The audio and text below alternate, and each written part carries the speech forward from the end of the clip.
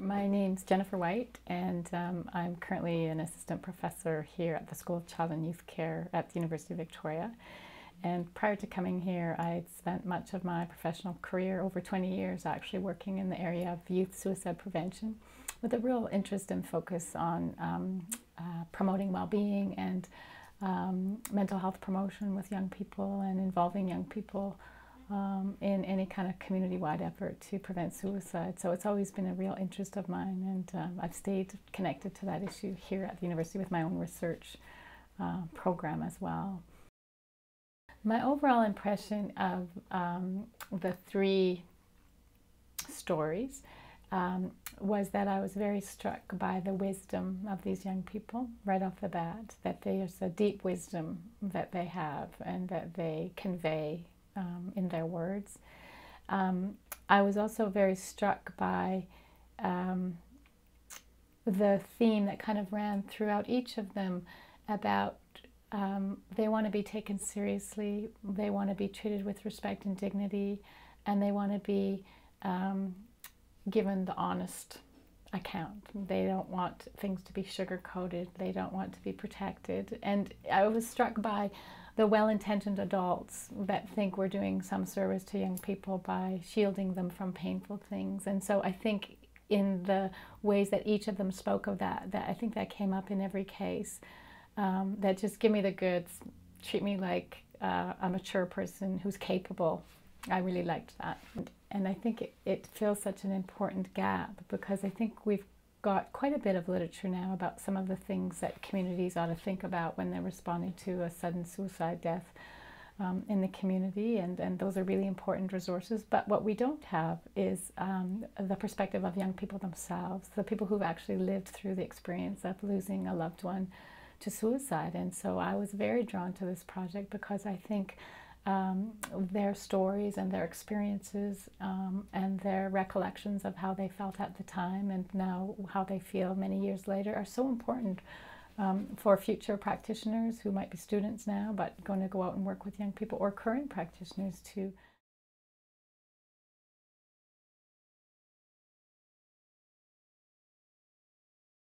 Well, Chelsea's right off, and I'm sure for most viewers, one of the things one takes away from seeing her story is how important it was for people to get the nature of her relationship with her girlfriend right. So getting that right makes a big difference. So calling her a friend is not the same as a girlfriend, and I think that was a really important point.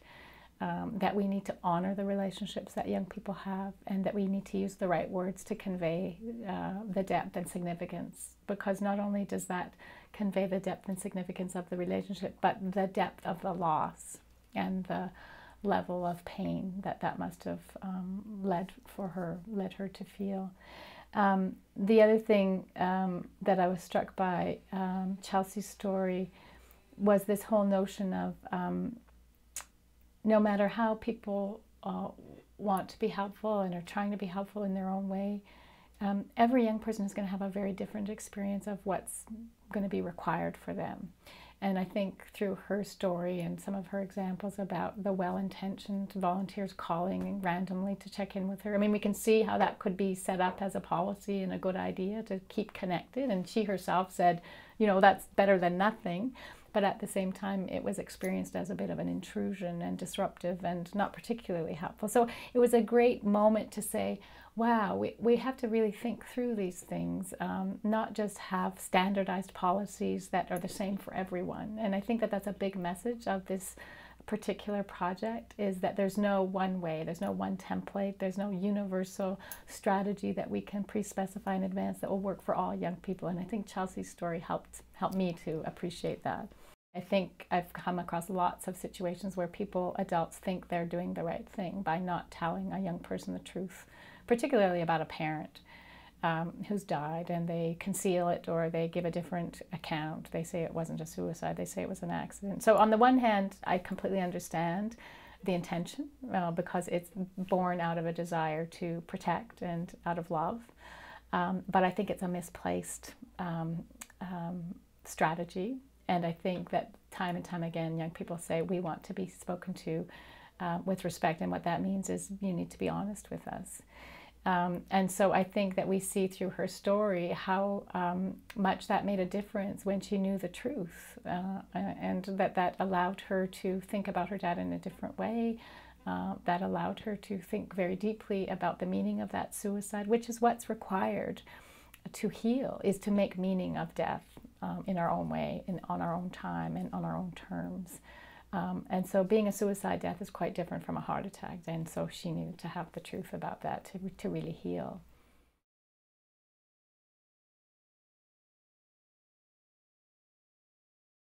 Well, Nisha's story was interesting in its own right as well. And one of the things that occurred to me about her story is that there was the greatest distance between the death and the time you interviewed her.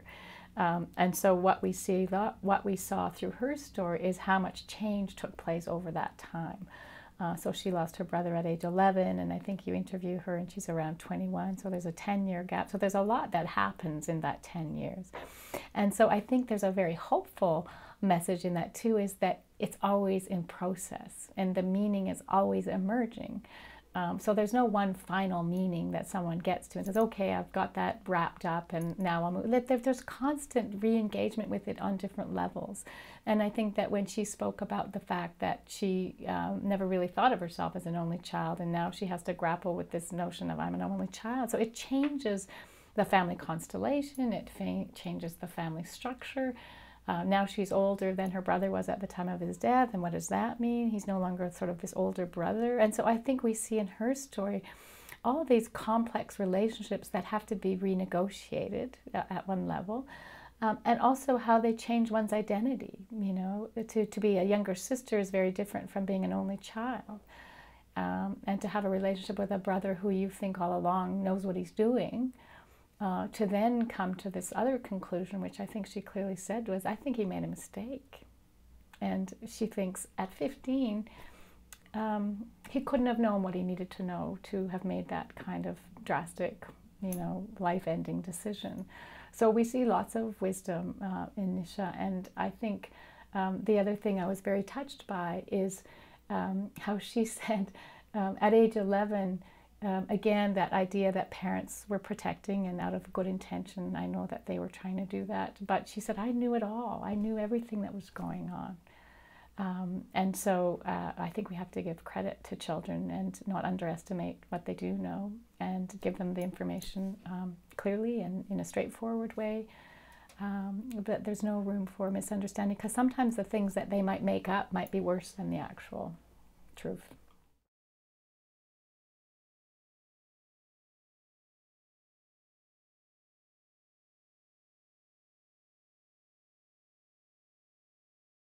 Well, there was so much there in terms of the process that took place after Riley's death. That seemed to be very thoughtful, very helpful, and very much conducive to healing. And in many ways, what I was struck by was the way that that just spontaneously happened, but that it had a lot of leadership. And obviously the coroner played an instrumental role in bringing those young people together when it was summertime, and it seems like she knew there wasn't a school structure in place. And so that was a really great intervention, I think. And clearly Corinne played a pivotal role in being able to bring the friends of her son together, and she was open to that and found it helpful. Not only did she think it was helpful for them, but she also admitted that it was reciprocally helpful for her healing. So we saw that in her story particularly. But I think what's interesting about Riley and his friends and the circle around him is that they all had a different experience too. And so again, it speaks to this issue of, even though it's the same person being grieved, every person has a different relationship with them. Some people might have things that were left unsaid. Some might have things they wish they could have said. Some might have guilt. Some might have just deep loss and loneliness. And so every person's going to have a different experience, and we have to make room and space for that to be heard. And even some might seem they're not emotional enough, or it doesn't look like they're really grieving, or all kinds of judgments we could come to if we were using some standard template of what the grief checklist ought to look like. And so I think their story collectively and individually helped to disabuse us of that notion that there's one singular way to grieve, and really showed the complexity of it. And I think it also showed the humor that can exist. It's okay to laugh, and it's okay to have a laugh in a sense of getting closer to the person who died. I think the whole issue of what are the cultural norms around grieving, and lots of young people, this might be their first encounter with death. They wouldn't have even had any family members die before, so there's an awkwardness sometimes. Sometimes there's anxiety. And so I think in the stories of Riley's friends, where they were putting things in his casket, money that had been owed, and I think cigarettes, and not just one, but a whole pack, I think in some people's minds they might think that's disrespectful, or that's not honoring the dead. But I think in this particular case it looked like there was an openness to recognizing these gestures as efforts at connection, which is how I interpreted their stories, and an honoring of their relationship in a way that they made special for themselves. So they don't seem like sacred objects, but I think that they could be understood as connections to their friend. And even the going to Disneyland with photos of him on their t-shirt, they really clearly said, we brought Riley to Disneyland. And so there was lots of good examples of the ways that they used imagination and creativity to stay connected to Riley in a way that did honor him, that I think avoids what some people are concerned about, which is to glorify the person who's died by suicide. And I think we have to take that seriously, that is a concern in a school context or a small community. We don't want to do anything that draws attention to suicide as a good way out, or a natural advertisement as a way out of stress. But I think in those occasions they were very private, special ways that they honored their friend, that I don't think would serve as an invitation or create conditions for contagion, which is often a concern in postvention efforts.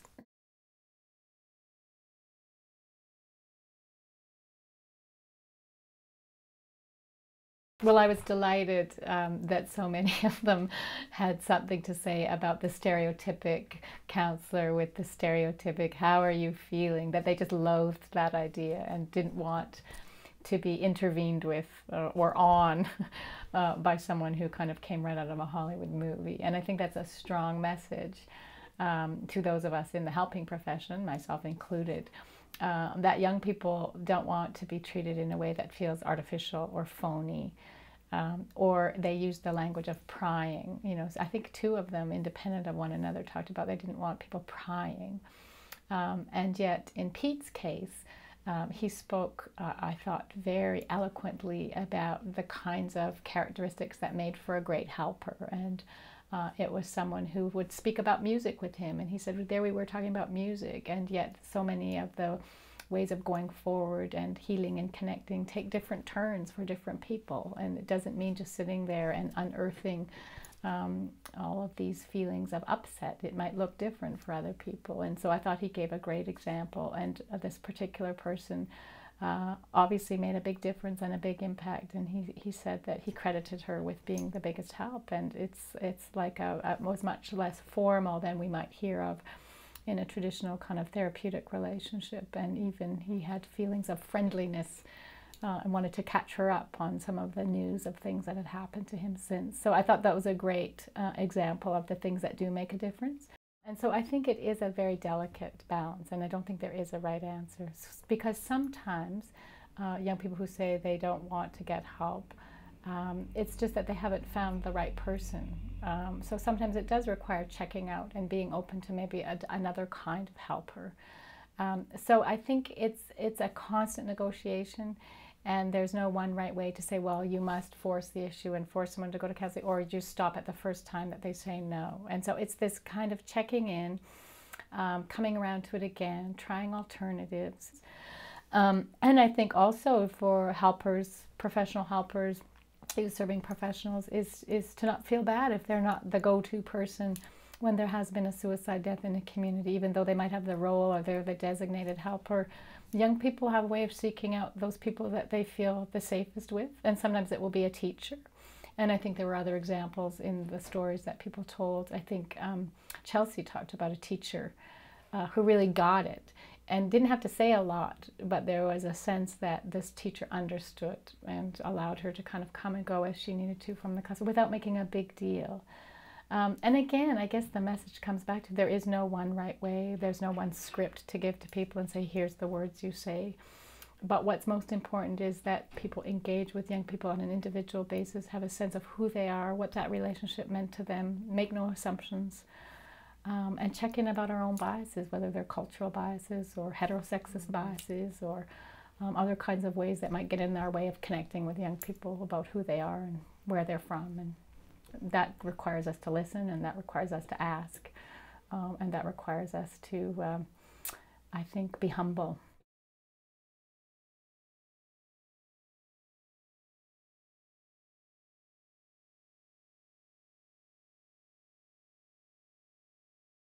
Well, I think this DVD will offer a great learning tool across a number of levels. So for myself as an educator of child and youth care practitioners, for example, I could imagine using it both in our undergrad and graduate programs to just give people a sense of the impact of a suicide death. And not to say that this is how everybody will feel, but it's a first-hand account, recent account of what people actually went through, and because it's got some distance to it, so it's not interviewing these people the day after, it's got that benefit of some hindsight of people were able to talk about the things that helped and the things that didn't help.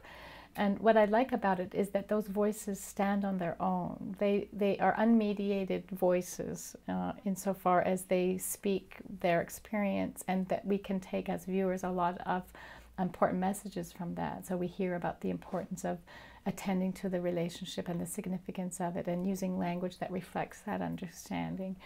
So I could imagine using it in a classroom, showing a little clip, getting people to have a conversation in small groups about the kinds of things that they're taking up from it, because we each as viewers respond to it in different ways. And so I'm just responding as one viewer, but there'll be multiple perspectives, and I think that that's what we want to generate, is the idea that there are multiple responses, and it's a chance to get in touch with our own judgments about grief and how grief happens and how it's supposed to happen, our own judgments about what's normal and what's not normal.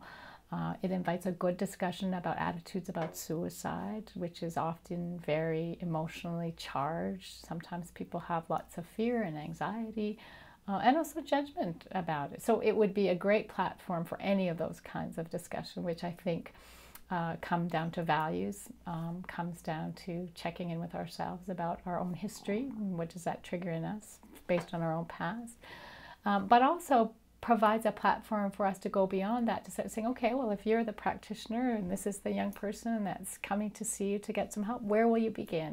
Where will that take you if you go down there? And what might happen if you went down this road? And so it's just a great platform because it's so open. And that's what I appreciate about it perhaps the most, is that it's not saying here's the way or here's the one right way, but there's multiple entry points to talk about this. They've given us a wonderful, rich account of their own experiences. And I think it could be really useful both for students, but also for practitioners who are already working in the field.